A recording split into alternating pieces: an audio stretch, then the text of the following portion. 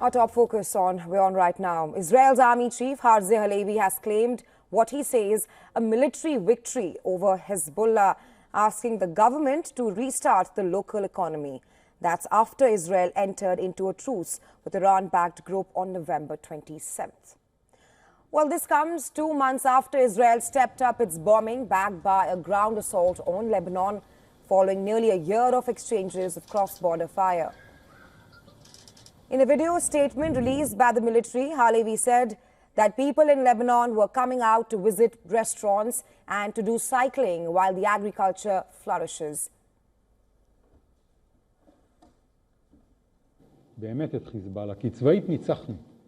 Militarily, we have won. That's very clear. But to achieve a true, long-term victory, we need to see many citizens living here and many tourists visiting. The restaurants, cafes, the people coming here to cycle, and the agriculture flourishing. That's victory. A lasting victory. The state needs to step in and put its full weight behind it.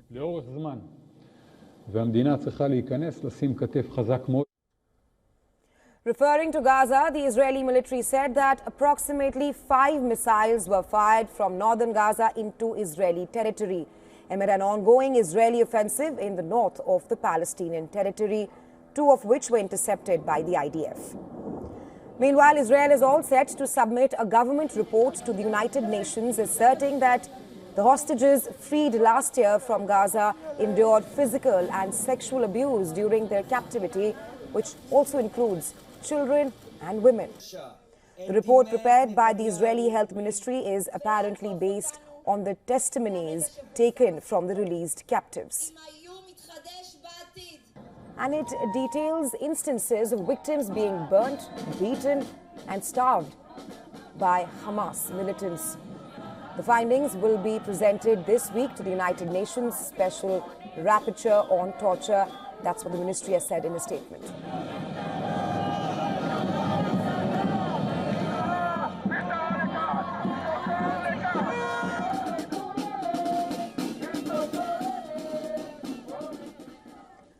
On the other hand, Israeli Prime Minister Benjamin Netanyahu successfully underwent a prostate surgery after he was diagnosed with a urinary tract infection resulting from a prostate enlargement. The Israeli leader arrived at Jerusalem's Hadassah Medical Center after 6 p.m. local time and went through the procedure in the evening. He will remain under observation in fortified hospital room for several days, while Justice Minister Yariv Levin, a close ally, would serve as the acting Prime Minister during this period.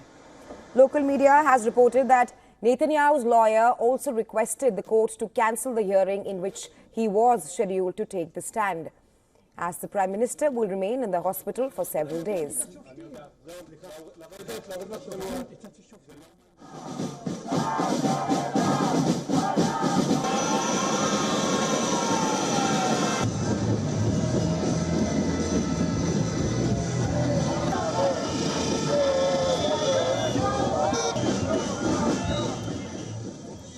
Thousands of Israelis demonstrated against Prime Minister Benjamin Netanyahu's government and its handling of the conflict in Gaza on Saturday. The demonstrations began with a gathering in Democracy Square, where representatives of the march delivered speeches and held a minute of silence, followed by a march to the Hakiria military base.